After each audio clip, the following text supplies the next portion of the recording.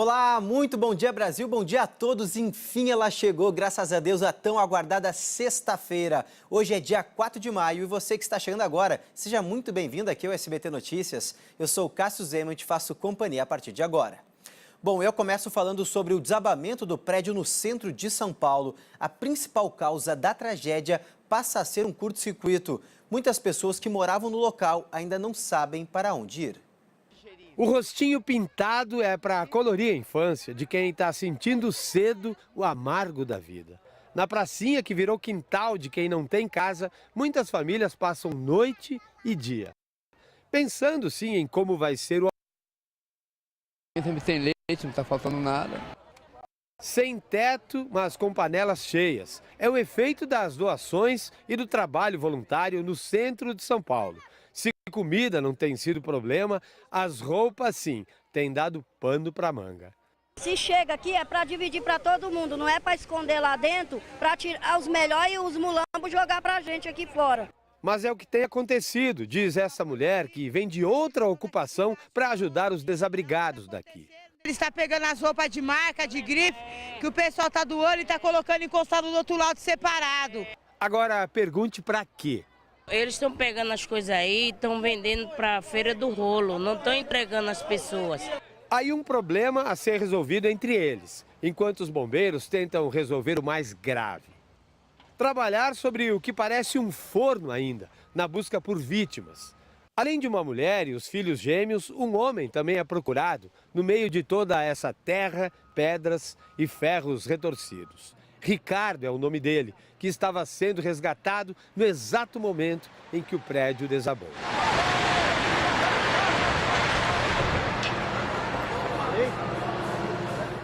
A queda de mais de 20 andares teve reflexo nas redondezas. Moradores de outros 5 edifícios tiveram, por segurança, que trocar de endereço. Uma recomendação da Defesa Civil e do Corpo de Bombeiros. Aos poucos, as atenções sobre o caso do incêndio e do desabamento vão se deslocando do prédio para a Delegacia de Polícia, que hoje apresentou uma informação nova. A provável causa da tragédia, que teria sido a briga de um casal no 5º andar, que foi relatada por moradores vizinhos que dizem ter ouvido gritos durante a madrugada, foi descartada. O motivo principal agora passa a ser um curto-circuito. Nós temos um foco de fogo conhecido apenas. A partir daí, o incêndio e a partir do incêndio, o desabamento. E, consequentemente, as prováveis mortes. É a versão da própria moradora do 5º andar, que fala de uma única tomada sobrecarregada, com geladeira, televisão e ventilador.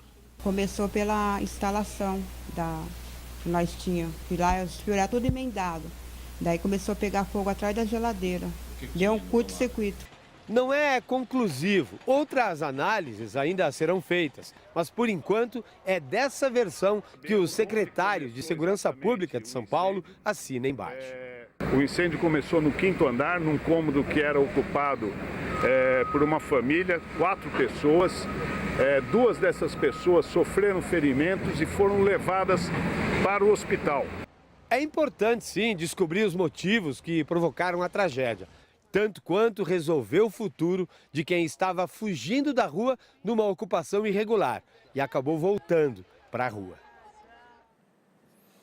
E esse desabamento em São Paulo revela outro ponto preocupante: a incapacidade dos governos federal, estadual e municipal de resolver o problema da falta de moradia no país. Até isso acontecer, muitas autoridades públicas se omitiram.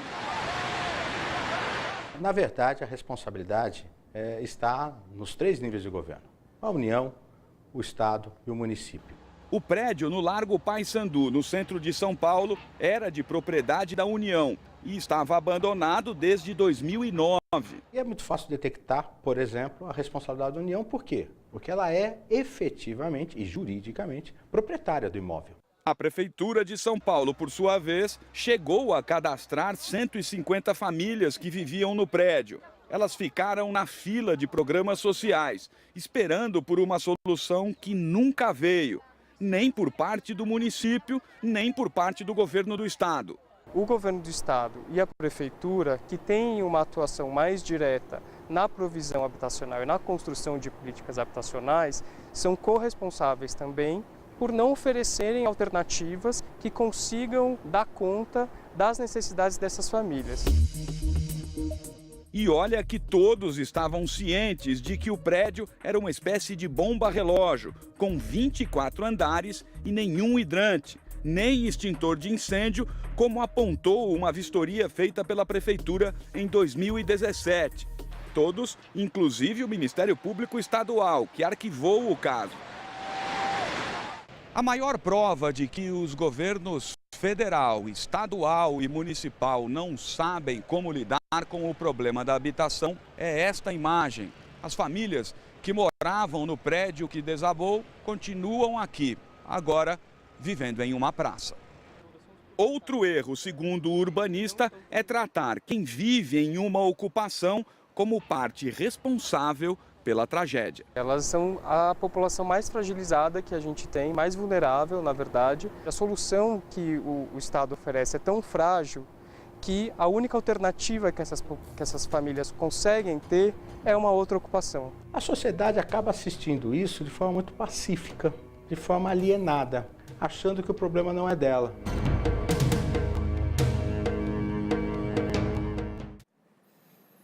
E quase 2 meses antes do desabamento, uma pesquisadora esteve no edifício para traçar o perfil dos moradores. Apesar das condições precárias, eles tinham que seguir regras rígidas, senão poderiam até ser expulsos do local. Flagrantes da rotina dentro do edifício. Crianças brincavam pelas escadas e corredores. Pelo menos 150 famílias dividiram o espaço em pequenos apartamentos. A separação foi feita com tapumes e cortinas. A cozinha e os banheiros eram coletivos e os moradores se esforçavam para levar uma vida normal. Às vezes a gente até tinha desavença, um vizinho com o outro, entendeu? Mas tipo, era igual briga de marido e mulher. Essas fotos foram feitas pela socióloga Lidiane Maciel. Ela esteve no prédio no dia 10 de março para traçar o perfil de quem vivia ali. 1/4 dos moradores era estrangeiro, na maioria africanos. Entre os brasileiros, a pesquisadora lembra de Selma de Almeida da Silva e dos 2 filhos gêmeos. O apartamento deles era enfeitado com tapetes e cortinas. Os 3 estão desaparecidos. Me emociona muito falar dela, porque a Selma foi uma das pessoas que mais me acolheu nesse dia. As regras eram rígidas como as de um condomínio. Só entrava quem tinha autorização dos moradores. Quando entrava à noite, depois lá para as 10 horas, 10 e poucas, trancava o portão. Inclusive, quando ia pessoas diferentes, amigos, alguma coisa, tinha que se identificar, né? A coleta do lixo era feita pelos próprios moradores e quem desobedecesse poderia ser expulso. Havia preocupação também com a energia elétrica. Cartazes pediam para evitar o uso de eletrodomésticos e todos sabiam dos riscos de incêndio. Quando a luz apagava, nós ia em quarto para ver quem estava usando o eletrodoméstico. A prefeitura e o governo do estado querem começar a levar as pessoas para moradias provisórias. São 56 famílias que vão começar a receber o auxílio moradia. Elas comprovadamente moravam no edifício, tinham sido cadastradas em março e agora estão acampadas aqui na praça. O problema é que, por enquanto, ninguém quer sair daqui. Eles querem que a gente fique provisório em albergue e para depois ir. A gente não vai. Sabe por quê? Porque a gente no albergue, a gente vai ser esquecido. Quem está ali também. A gente não sai daqui enquanto não achar o último corpo. E mais de 72 horas depois, o trabalho de retirada dos escombros e a busca por possíveis vítimas ainda permanece de forma intensa. Quem está no centro de São Paulo, onde o prédio desabou, é a repórter Fernanda Trigueiro, que conversa com a gente agora ao vivo. Bom dia, Fernanda. Como está o trabalho dos bombeiros nessa madrugada? Bom dia, Cássio. Bom dia para todo mundo. Olha só, Cássio, durante toda a madrugada, os bombeiros trabalharam aí incessantemente também. A gente acompanha aqui ainda o trabalho das máquinas, né, do trator, aqui atuando para conseguir limpar todos esses escombros. Apesar já de passar quase 24 horas em que as máquinas estão trabalhando aqui, ainda é possível ver uma montanha de destroços, né? Ontem a gente viu que essa altura dessas montanha chegava a praticamente 5 andares de um prédio. Hoje ela está um pouco mais baixo, mas a gente ainda vê que tem muito trabalho para os homens do Corpo de Bombeiros, Cassius. Ainda também há o trabalho de resfriamento, como o Oswaldo Ada mostra para vocês aí ao vivo. Homens do Corpo de Bombeiros jogam um jato de água para conter aí as chamas, já que mesmo depois de 72 horas do incêndio, ainda há foco de incêndio em meio aos destroços. Cassius, ontem os homens do Corpo de Bombeiros, pelas laterais dos prédios, acabaram tendo acesso ao subsolo, da onde era o edifício Wilton Paes de Almeida, para conseguir ver se é possível localizar aí bolsões de ar que pode dar uma possibilidade aí ainda de sobreviventes em meio a esses escombros. Ontem também a Secretaria de Segurança Pública divulgou a causa do incêndio. Diferente do que foi informado primeiramente, em que o incêndio poderia ser criminoso, poderia ter acontecido porque um casal estava brigando, e depois também tinha a hipótese aí de uma panela de pressão que estourou. Segundo a Secretaria de Segurança Pública, a causa do incêndio foi um curto-circuito no 5º andar, em uma tomada onde estavam ligadas um aparelho de TV, um micro-ondas e também uma geladeira. 4 pessoas estavam aí no 5º andar da casa na hora que esse curto-circuito aconteceu. Cassius, era a mulher, o marido e 2 filhas pequenas. O marido está internado em estado grave. Ele teve 2/3 do corpo queimados. O nome dele é Pedro Ribeiro. Ele tem 32 anos, e a filha dele, Maria Cecília, de 3 anos de idade, também está internada na UTI. A mulher dele, a Valquíria Camargo Nascimento, ela ontem prestou esclarecimentos na polícia, e foi a partir do depoimento dela e também de outros moradores do edifício Wilton Paes de Almeida que a polícia conseguiu entregar aí com muito rapidamente essa conclusão em que a causa do incêndio não foi um incêndio criminoso, mas sim um curto-circuito. Cassius. E Fernanda, à medida que o tempo passa, vai diminuindo a esperança em relação a possíveis vítimas. Alguma novidade em relação às buscas aí do Corpo de Bombeiros? Pois é, você tem razão, viu, Cassius? Depois das 48 horas, segundo o que o Corpo de Bombeiros informou, fica improvável aí essa busca por sobreviventes. Os homens do Corpo de Bombeiros continuam nesse trabalho aí incessante durante toda a madrugada, né? A gente acompanha aqui ao vivo do centro de São Paulo. Eles continuam fazendo a limpeza dos destroços. E agora, mesmo com o trabalho aí das máquinas pesadas, ainda há sempre bombeiros ali no plantão, no chão, para poder localizar possíveis corpos. Mas foi o que você falou. Então, as chamas ainda estão ali, a gente pode acompanhar a fumaça branca saindo, a temperatura chega aí a mais de 150 graus, o que com certeza também dificulta aí a possibilidade de vida em meio a esses destroços. Ainda os bombeiros trabalham com o número de 4 desaparecidos já confirmados, são eles o Ricardo e também a coletora, o Ricardo, que aparecia nas imagens, ele estava sendo resgatado no momento em que o prédio veio abaixo, e também a outra moradora, a Selma Almeida da Silva, ela que tem 40 anos de idade, ela morava no 8º andar junto com os 2 filhos gêmeos de 10 anos, e também são outras 3 vítimas já confirmadas. Os bombeiros também ainda trabalham com o número de 49 outros moradores que ainda não foram localizados, mas não dá para a gente afirmar que essas 49 pessoas realmente estavam no momento do incêndio dentro do prédio. Então, até agora ainda continua este número dos 4 moradores que as famílias já deram conta, né? Já perceberam que eles realmente não foram localizados ainda, mas as buscas continuam aqui no centro de São Paulo. Cassius. Fernanda, até isso tem me chamado muita atenção, que apesar de ter passado aí 72 horas, exatamente 75, ainda é feito trabalho de resfriamento aí por parte do Corpo de Bombeiros. Você que está aí pertinho, a sensação do calorão é muito forte, as temperaturas realmente são muito altas, inclusive ainda tem focos de incêndio mesmo ter passado tanto tempo.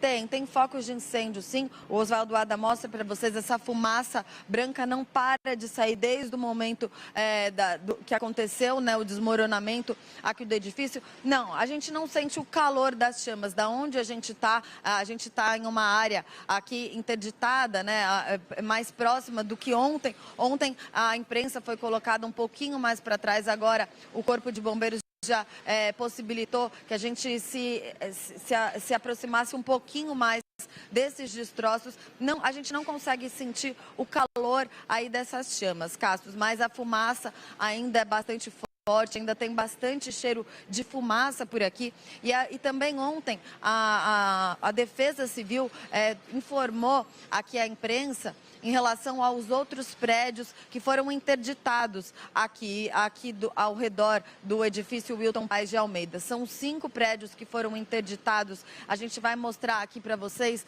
esse prédio aqui da direita, segundo o laudo da Defesa Civil, a estrutura dele está totalmente comprometida, assim também como a igreja luterana, ali do lado esquerdo, a gente consegue ver, Cássio, até mesmo daqui, Oswaldo Ada vai aproximar essa imagem para vocês, a gente consegue ver até, inclusive, o lustre, toda a estrutura, todo o telhado da igreja.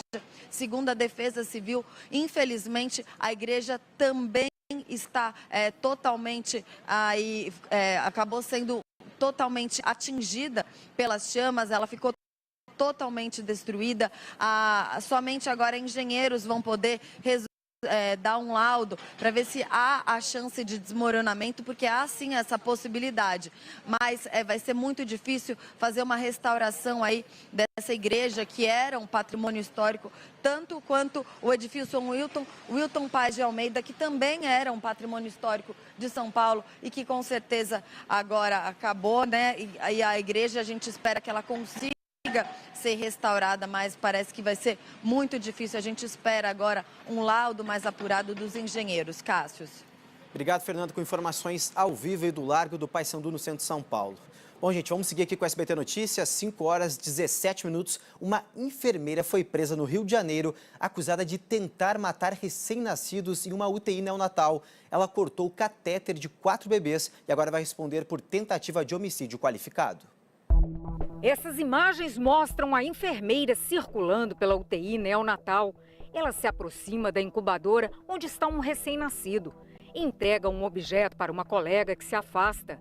Neste momento, segundo a polícia, a enfermeira pega uma tesoura e corta o catéter que estava ligado ao bebê. Logo depois, uma funcionária se aproxima e percebe que há algo errado. A enfermeira Simone Anjos dos Santos, de 41 anos, foi presa nesta quarta-feira. Ela vai responder por tentativa de homicídio qualificado de 4 recém-nascidos. Os crimes aconteceram no Hospital Particular Real Dor, em Bangu, na zona oeste do Rio. Em nota, a unidade informou que segue padrões rígidos de segurança, que demitiu a enfermeira e comunicou às autoridades. A polícia agora quer saber quais foram as motivações para os crimes e se a enfermeira tinha ligação com os bebês. Em depoimento, Simone negou as acusações. Ela responde que somente uma pessoa mal intencionada poderia praticar esse tipo de ato. E aí já dá a ideia dentro da investigação de que há sim a intenção de quem corta um catéter e retira um catéter à mão de um recém-nascido que não tem possibilidade nenhuma de reação, de que isso pode gerar sim a morte daquela criança. No inquérito há fotos dos bebês que tiveram o catéter cortado. A polícia também vai investigar se eles ficaram com sequelas e se houve casos semelhantes em outros hospitais onde a enfermeira trabalhou. Esse caso nos impressiona muito porque é uma pessoa acima de qualquer suspeita. São crianças, são vidas, que estão chegando no mundo agora e que não merecem um tipo de tratamento como esse. O assunto agora é a violência no Rio de Janeiro. Em menos de 12 horas, 3 policiais militares foram mortos na capital fluminense. A quinta-feira foi marcada por mais confrontos. Câmeras de segurança flagraram um dos assassinatos. O cabo Plínio Alberto dos Santos de Oliveira, de 55 anos, foi morto por 2 homens encapuzados dentro do escritório dele na Zona Norte. Nas horas de folga, ele trabalhava com cursos à distância. Horas antes, o subtenente reformado da Polícia Militar, Mauro Sérgio Batista de Azevedo, de 54 anos, foi encontrado morto a tiros no condomínio onde morava na zona oeste da cidade. Ele deixa a mulher e 4 filhos. Mais cedo, também na zona oeste, outro assassinato. Imagens de câmera de segurança mostram o momento em que 2 bandidos abordam um oficial da PM que estava de moto. Um deles tenta revistá-lo, mas o capitão reage e é baleado. Um dos assaltantes retorna e dispara novamente contra o militar. O ato dele de ser revistado pelos criminosos, os criminosos exigirem aquele revista, então você não vê, por exemplo, ele chegando e já executando o policial. Eu vi o vídeo mais 3 vezes hoje. E cada vez que eu vejo me dá mais aperto e desespero.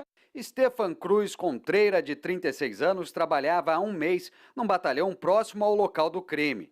Essa prima do policial tem medo de mostrar o rosto, mas contou que ele seguiu a carreira por amor à farda. Ele era muito dedicado e amava a profissão, né? Infelizmente se foi. Esta quinta-feira foi um dos dias de maior violência contra PMs no estado do Rio este ano. Com os 3 agentes mortos, sobe para 42 o número de policiais militares assassinados no estado. E que meu primo vai ser só mais um na estatística. E isso é muito triste, né? Porque acabando a polícia, eu não sei onde a gente vai parar. E olha só essa notícia, a Polícia Federal apreendeu cerca de 1 bilhão de dinares iraquianos no aeroporto de Brasília. Não bastasse isso, esse dinheiro todo era falso. O dinheiro estava escondido em uma caixa lacrada que iria para os Estados Unidos. A exportadora alegou que recebeu as notas como pagamento por um serviço prestado em 2016. Se o dinheiro fosse verdadeiro, 1 bilhão de dinares iraquianos equivaleria a 3 milhões de reais. As cédulas falsas foram levadas para a Polícia Federal, junto com os passageiros e um perito para a investigação.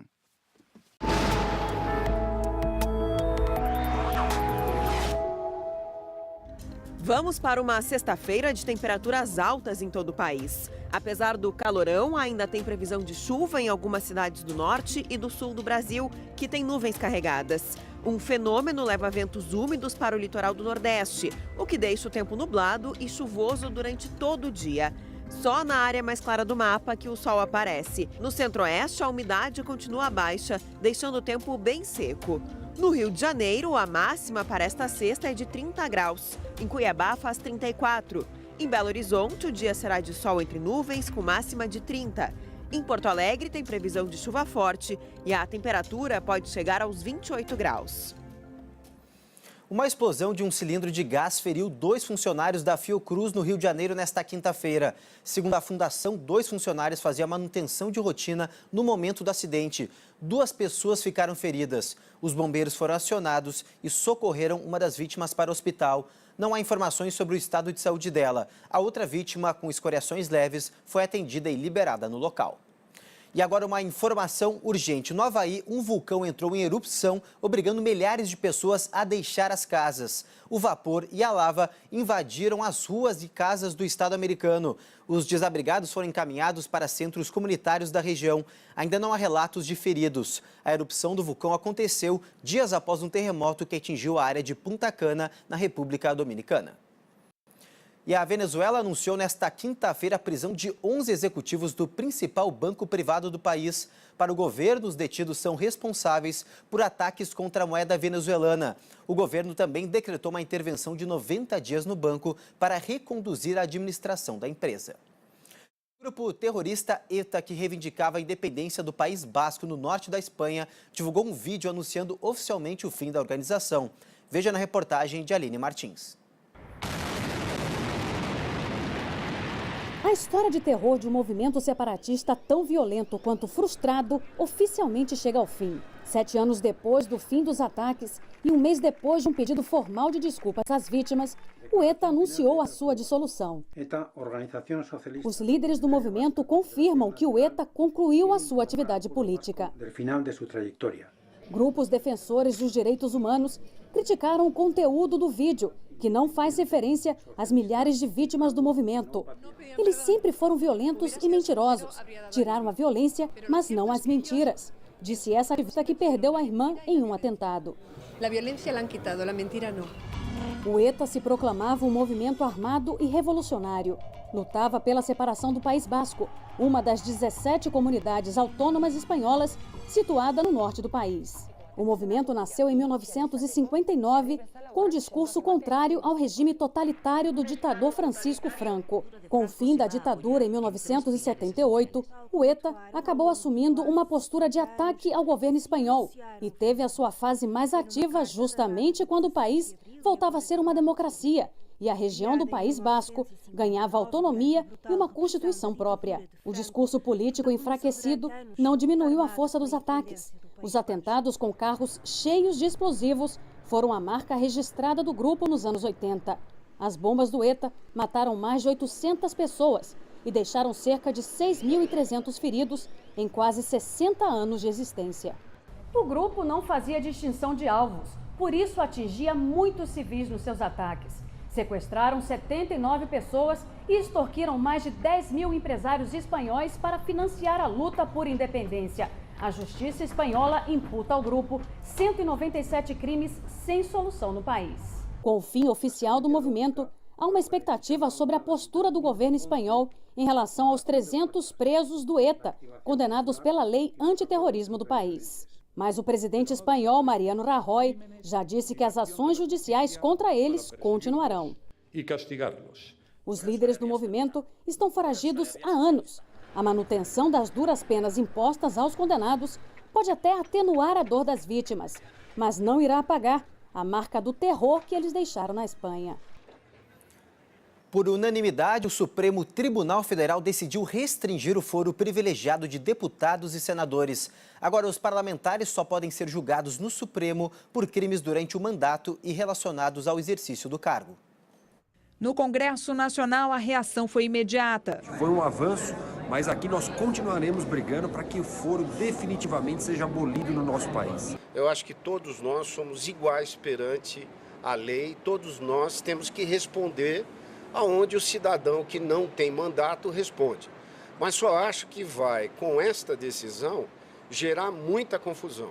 Infelizmente, o foro privilegiado serviu muitas vezes para garantir a impunidade dos poderosos e para fazer do Brasil uma república, um lugar em que ninguém esteja acima da lei nem abaixo dela, é fundamental acabar com isso. A decisão encerrou um ano de discussões no Supremo. Não demorou muito e aqui na Câmara dos Deputados, o presidente Rodrigo Maia determinou a instauração de uma comissão especial.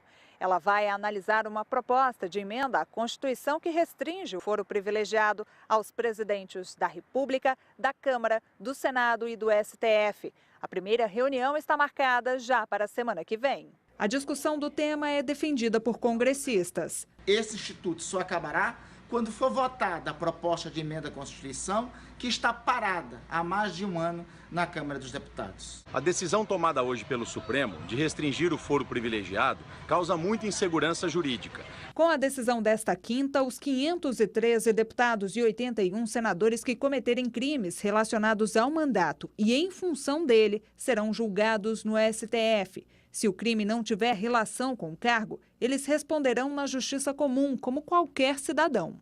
As novas regras podem atingir em cheio investigados da Lava Jato, como os senadores Aécio Neves, do PSDB, Gleisi Hoffmann, do PT e Renan Calheiros, do MDB.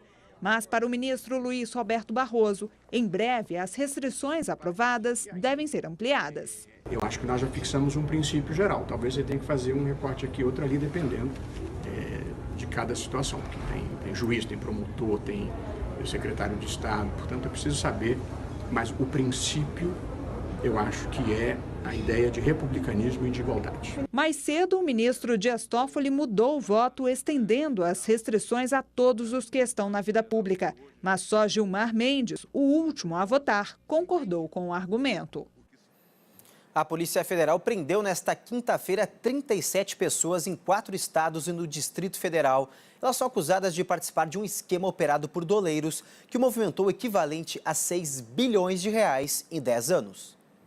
Os agentes da Polícia Federal e do Ministério Público chegaram bem cedo aos endereços dos acusados para cumprir 50 mandados de prisão. As buscas aconteceram em São Paulo, Minas Gerais, Rio Grande do Sul, Distrito Federal, Rio de Janeiro e até no exterior, no Uruguai e no Paraguai. A maioria dos presos estava na capital fluminense. O principal alvo, Dario Messer, apontado como o doleiro mais influente do Brasil, não foi encontrado em nenhum de seus 2 apartamentos no Leblon, bairro nobre da Zona Sul. Ele estaria no Paraguai, já que tem dupla cidadania. A operação, batizada de Câmbio Desligo, desmontou um grande esquema de lavagem de dinheiro, evasão de divisas e organização criminosa. As investigações tiveram como base a colaboração premiada dos doleiros Vinícius Claré, o Juca Bala, e Cláudio Barbosa, o Tony. Os 2 foram presos há pouco mais de um ano no Uruguai e trazidos para o Brasil. Segundo o Ministério Público Federal, eles trabalhavam para a organização criminosa chefiada pelo ex-governador Sérgio Cabral. Por conta da delação premiada, Juca e Tony deixaram a cadeia e foram para a prisão domiciliar nesta quinta-feira. Nada do que foi apurado e permitiu a deflagração da operação de hoje, que certamente atingiu boa parte dos doleiros do Brasil, seria possível sem a colaboração premiada realizada com essas 2 pessoas já mencionadas. Os doleiros revelaram que o esquema era gigantesco. Contava com 3.000 contas em 52 países, que movimentaram 1 bilhão e 600 milhões de dólares, quase 6 bilhões de reais ao câmbio atual em 10 anos. Segundo o Ministério Público, o esquema era encabeçado por Dario Messer, numa rede com mais de 40 doleiros. Um sistema chamado Bank Drop remetia dinheiro ao exterior utilizando o dólar cabo, uma transação que foge dos radares do Banco Central e da Receita Federal. Eles entregavam o dinheiro em espécie no Brasil para terem dólares creditados em suas contas no exterior. As investigações demonstraram que a partir de 2007, quando Sérgio Cabral assume o governo do Estado, o volume de recursos em espécie de propina foi tão grande que foi necessário acionar outros doleiros. O Tribunal Federal da Primeira Região mandou soltar o ex-ministro e ex-presidente da Câmara dos Deputados, Henrique Alves. O político está preso desde junho do ano passado em Natal. Henrique Alves é acusado de receber propina em troca de favorecimento a empresas na Caixa Econômica Federal. Para o tribunal, as investigações já foram concluídas e não há possibilidade do ex-ministro perturbar a ordem pública ou escapar da pena. Nesta quinta-feira, a defesa do ex-ministro José Dirceu entrou com o último recurso na segunda instância. Ele foi condenado a 30 anos e 9 meses de prisão em processo da Lava Jato. Dirceu responde em liberdade, mas pode voltar a ser preso, dependendo do resultado do julgamento, que não tem data para acontecer. O Supremo Tribunal de Justiça de Portugal concedeu habeas corpus ao operador financeiro Raul Schmidt, preso em Lisboa.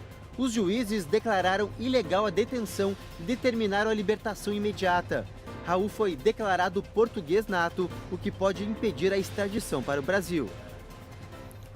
E terminou nesta quinta-feira a audiência do atacante Paulo Guerreiro, suspenso há 6 meses por doping. E o resultado do julgamento animou a torcida do Flamengo. O atleta, enfim, está liberado para voltar aos gramados.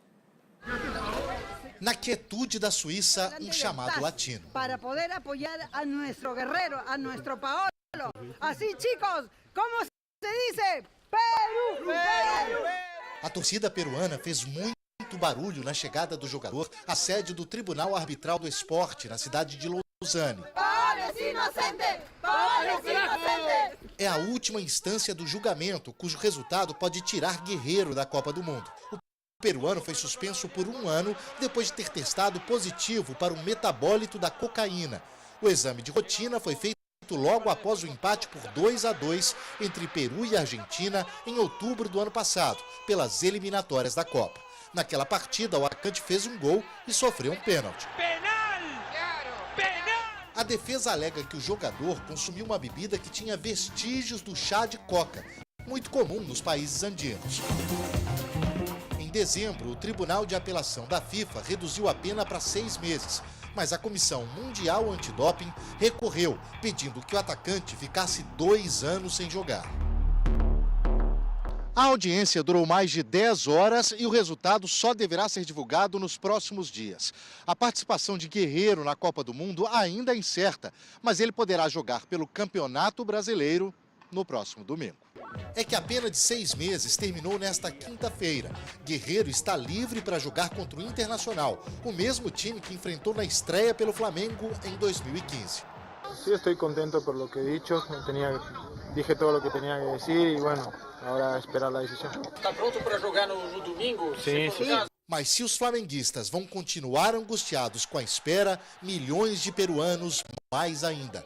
Guerreiro é a principal estrela da seleção do país, que volta à Copa do Mundo depois de 26 anos. E um jogador brasileiro protagonizou cenas lamentáveis no futebol japonês. Olha só. O time de Guilherme Santos, o Júbilo Iwata, vencia o Yokohama Marinos por 3-1. Até que, após uma falta, o árbitro deu um cartão para o brasileiro, o segundo dele na partida, e o expulsou. Só que, logo em seguida, Guilherme perdeu a cabeça com algo que o jogador adversário disse e fez isso aí. Partiu para cima do japonês e o acertou com um chute. Depois, quando estava sendo retirado de campo, o ex-atleta do Paysandu e Fortaleza ainda deu uma cotovelada no intérprete do Yokohama. O técnico do Júbilo Iwata lamentou o ocorrido e disse que Guilherme deverá ser punido de forma severa pelo clube. Além disso, o jogador poderá pegar até 10 jogos de suspensão da Federação Japonesa. Que vergonha, né, gente?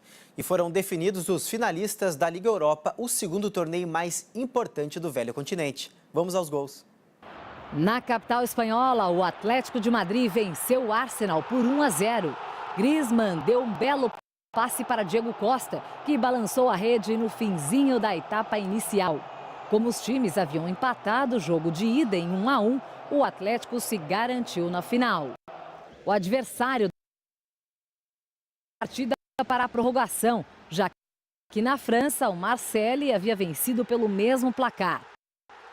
E Rolando, livre de marcação durante a cobrança de escanteio, desviou para o gol e garantiu os franceses na decisão, que para eles será praticamente em casa, a pouco mais de 300 quilômetros de distância em Lyon, na França. A final da Liga Europa acontece no dia 16.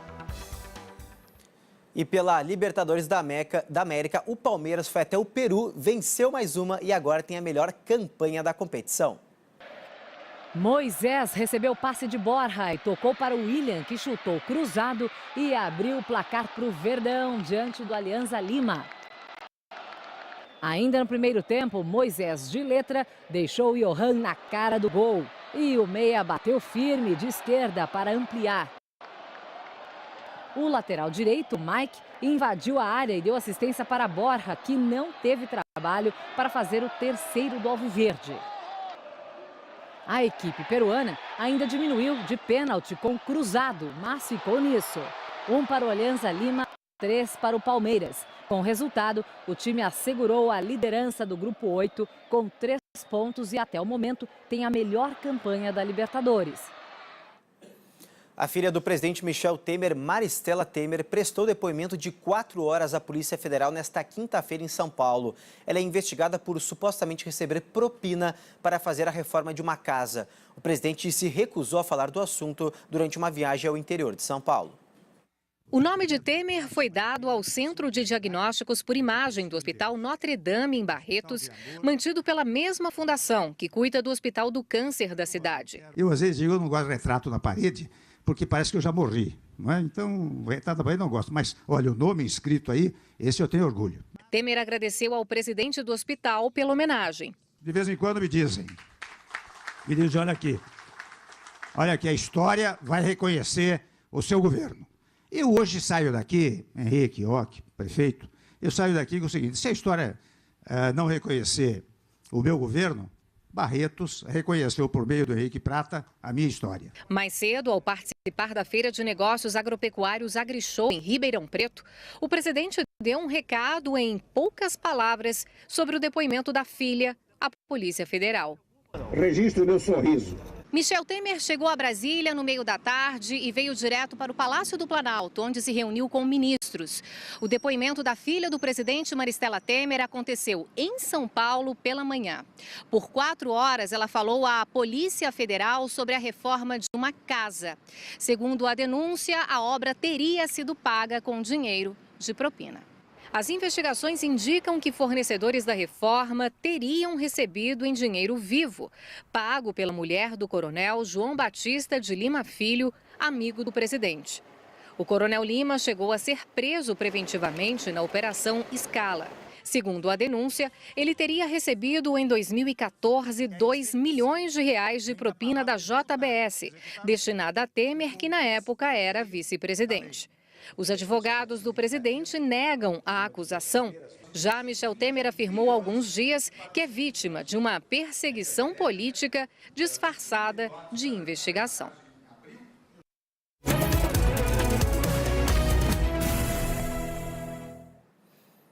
O SBT, em parceria com o jornal Folha de São Paulo e o portal UOL, promove a partir desta segunda-feira uma série de sabatinas com pré-candidatos à presidência da República e ao governo de São Paulo.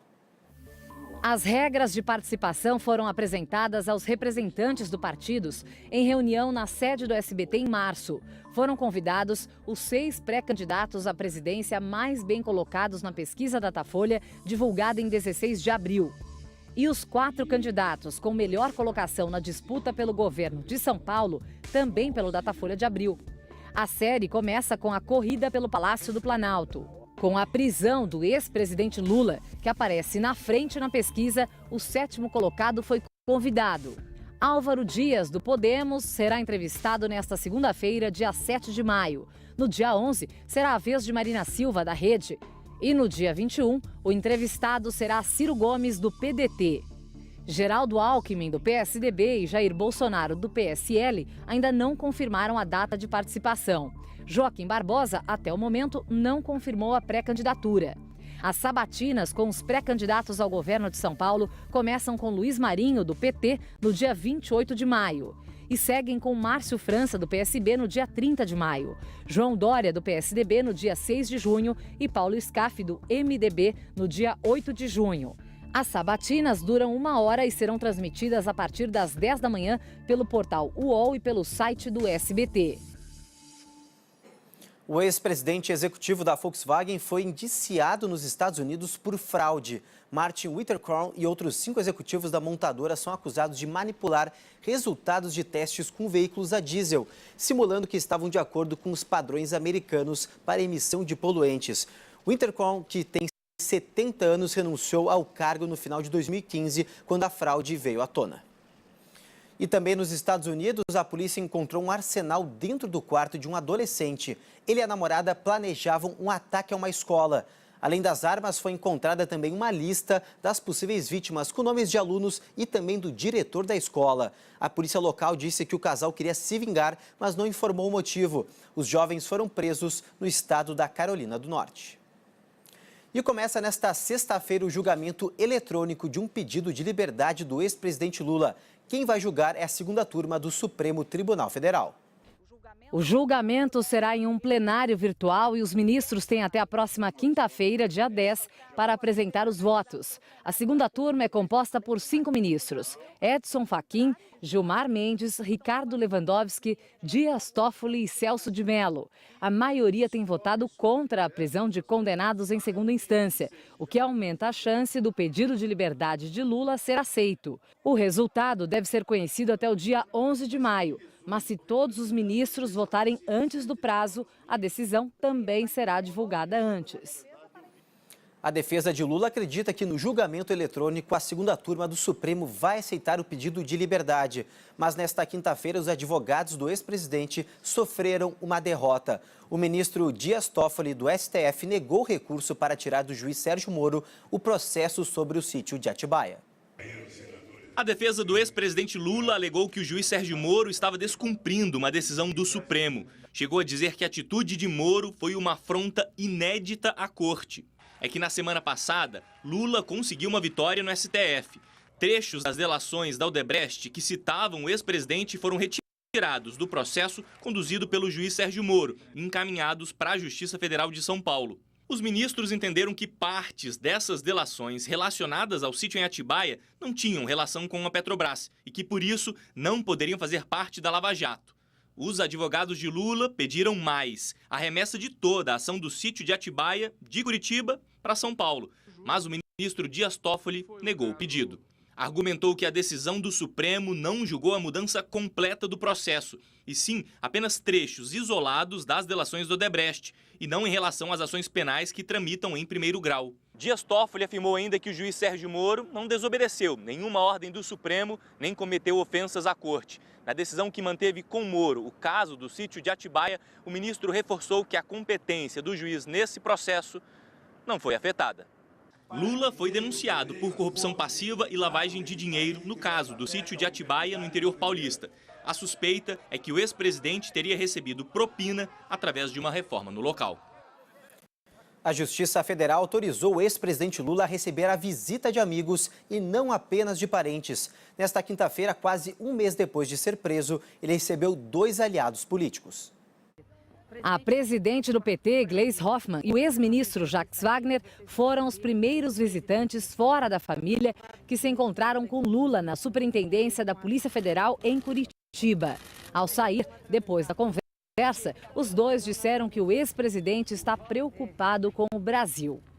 Disse desconjurado com a situação da economia brasileira. Ele não pode acreditar que chegamos a tal ponto. Como justifica o país que já teve 20 milhões de empregos formais gerados durante o governo dele, ter hoje 13 milhões de desempregados? E o presidente americano Donald Trump admitiu que o advogado dele pagou pelo silêncio da atriz pornô Stormy Daniels. Iula Rocha. Nem rezando.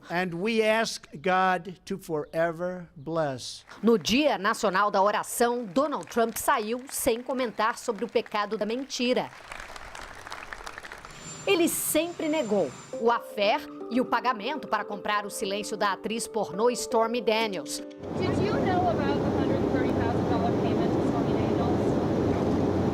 Até o prefeito de Nova York, Rudy Giuliani, recém-chegado ao time de defesa da Casa Branca, confirmar à Fox News que Trump reembolsou seu advogado pelo pagamento, contradizendo o presidente.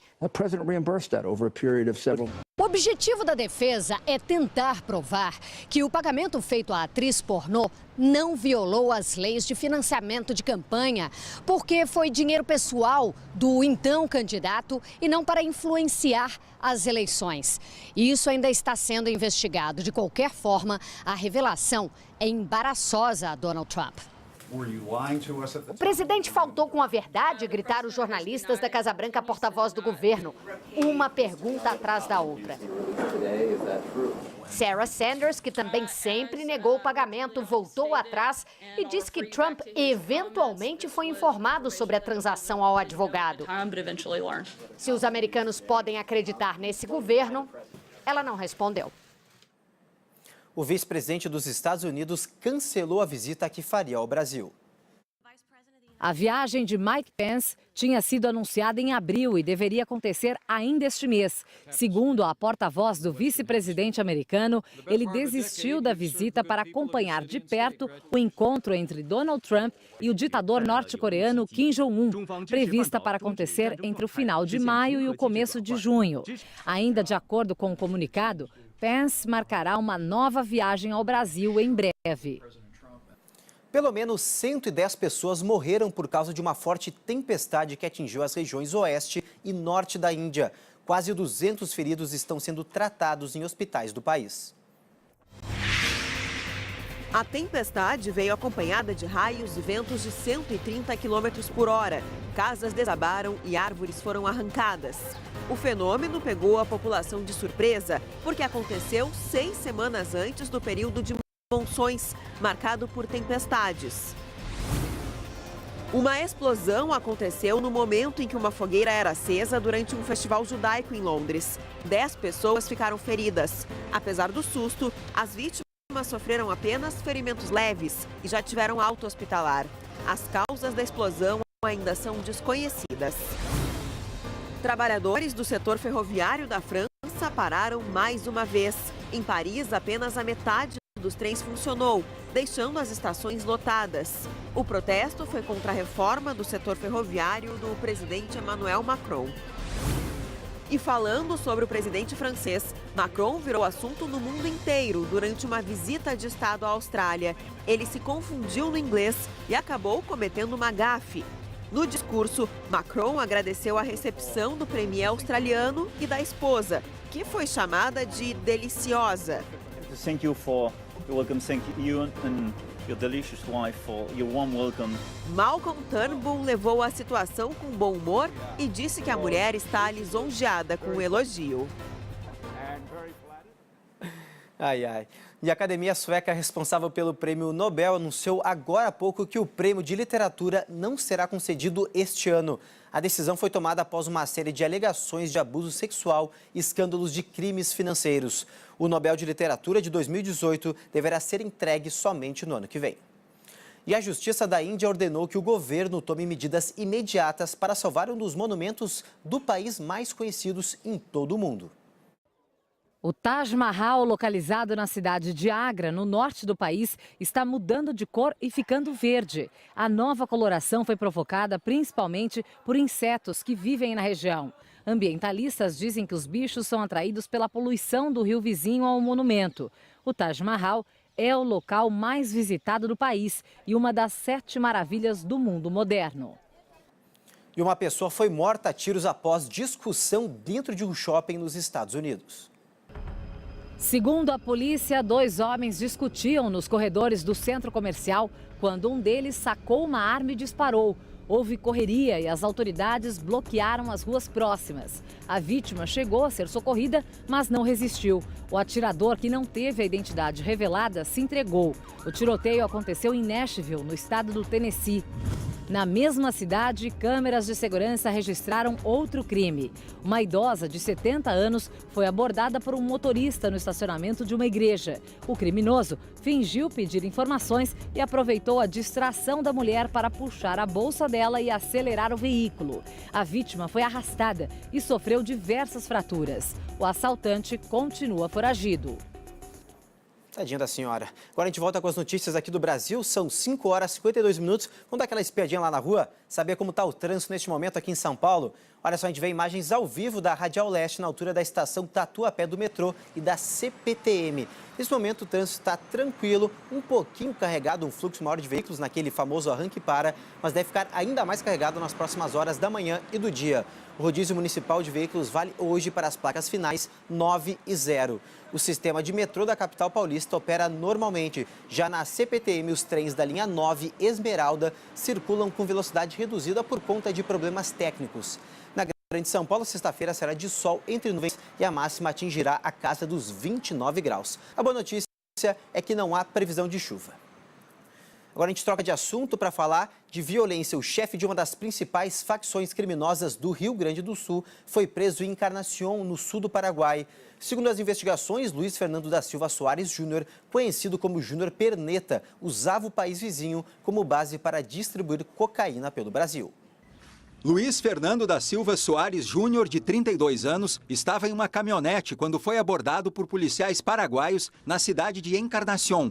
Ele apresentou documentos falsos, mas foi reconhecido pelos agentes. Confirmou que era o nome que a gente tinha dado, eles tiraram foto dele, mandaram para nós e a gente confirmou que era ele. Júnior Perneta é um dos líderes da facção conhecida como Bala na Cara, uma das mais violentas do Rio Grande do Sul. A investigação para prender o criminoso durou 2 anos e envolveu policiais brasileiros e a Polícia Nacional Paraguaia. Luiz Fernando é investigado por 7 homicídios. Estava foragido desde março de 2015, quando deixou a penitenciária de alta segurança de Charqueadas, na região metropolitana de Porto Alegre, pela porta da frente. O criminoso foi solto por causa de uma falha no sistema de segurança do governo gaúcho. Durante as investigações, outros 2 líderes da facção também foram presos no Paraguai. José Dalvani Rodrigues, o Minhoca, e Jackson Peixoto Rodrigues, o Nego Jackson. Os principais líderes aí de facções aqui em Porto Alegre estão todos segregados. O país vizinho se tornou um ponto estratégico para as facções. Além de refúgio para os criminosos, o Paraguai funciona como base da cocaína produzida na Bolívia, Peru e na Colômbia. A droga é preparada e de lá distribuída pelo Brasil. Pistolas, fuzis e metralhadoras fazem o mesmo caminho para abastecer as quadrilhas. Eu não tenho dúvida de afirmar que boa parte das armas, não só para o Rio Grande do Sul, mas para o Brasil, acabam vindo dali, assim como as drogas. Júnior Perneta deverá ser transferido. Com a prisão, a polícia acredita que conseguiu cortar o poder financeiro da facção. E foi enterrado o corpo do policial civil Leandro de Oliveira Lopes, morto por criminosos durante uma operação no interior gaúcho. Sirenes ligadas em homenagem ao colega assassinado em serviço. A carreata saiu de Porto Alegre e seguiu até o cemitério municipal de Guaíba.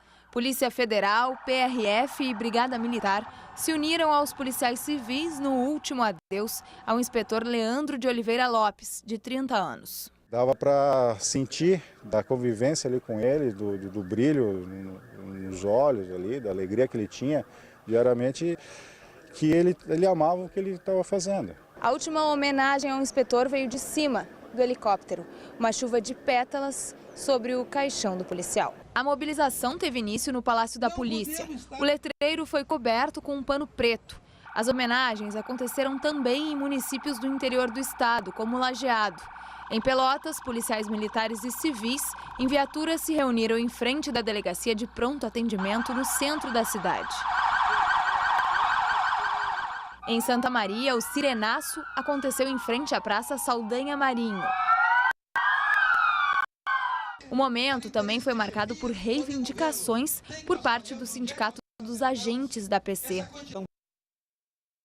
Produzindo operações em escala industrial e não preocupado com a qualidade, mas sim com a quantidade. O chefe de polícia respondeu às críticas. Temos preconizado essa questão do planejamento justamente para fugir dessas críticas, que são para nós críticas muito mais oportunistas do que propriamente outra coisa. Leandro foi morto na manhã desta quarta-feira no interior de Pareci Novo, no Vale do Caí. Ele fazia parte de uma equipe que cumpria mandado de prisão contra Valmir Ramos, investigado por homicídio. Ao chegar nesta chácara, o grupo de 24 policiais foi recebido com tiros. Um disparo teria furado o colete à prova de balas do inspetor, que foi socorrido, mas não resistiu. Leandro deixa a mulher e uma filha bebê. E 8 assaltantes foram indiciados nesta quinta-feira por roubo e formação de quadrilha. Eles integram um bando responsável por pelo menos 6 ataques a carros fortes e agências bancárias no último ano. Já são 8 criminosos identificados, 6 estão presos. Todos acusados de planejar violentos assaltos a banco dentro e fora do estado de São Paulo. Em um ano, foram pelo menos 6 grandes ataques. Em 16 de novembro do ano passado, a quadrilha roubou mais de 3 toneladas de bananas de dinamite no paiol de uma distribuidora de explosivos em Salto de Pirapora, no interior paulista. 2 meses depois, em Mogi das Cruzes, na região metropolitana de São Paulo, os assaltantes tentaram interceptar um comboio de carros fortes numa rodovia. O último roubo aconteceu há menos de um mês na cidade mineira de Passos. Essa quadrilha é extremamente perigosa. Especializada nas ações, eles não utilizavam aparelhos telefônicos. Os bandidos vinham sendo monitorados desde janeiro. 2 ainda estão foragidos. Todos foram indiciados pelos crimes de formação de quadrilha e roubo. A polícia conseguiu apreender parte do material usado pelos criminosos nos ataques, um verdadeiro arsenal de guerra. Com direito a fuzis, pistolas, coletes à prova de balas, munição de diversos calibres, capaz até de derrubar aeronaves. Máscaras, explosivos detonados pelo esquadrão antibomba e uma grande quantidade de dinheiro. Os policiais esperam agora conseguir mais informações sobre o bando e, em pouco tempo, prender toda a quadrilha. E o SBT Notícias fica por aqui, nós voltamos amanhã. Você também pode assistir a nossa programação completa pelo site www.sbt.com.br. Fique agora com o Primeiro Impacto. Bom dia e vejo vocês amanhã no SBT Brasil. Tchau!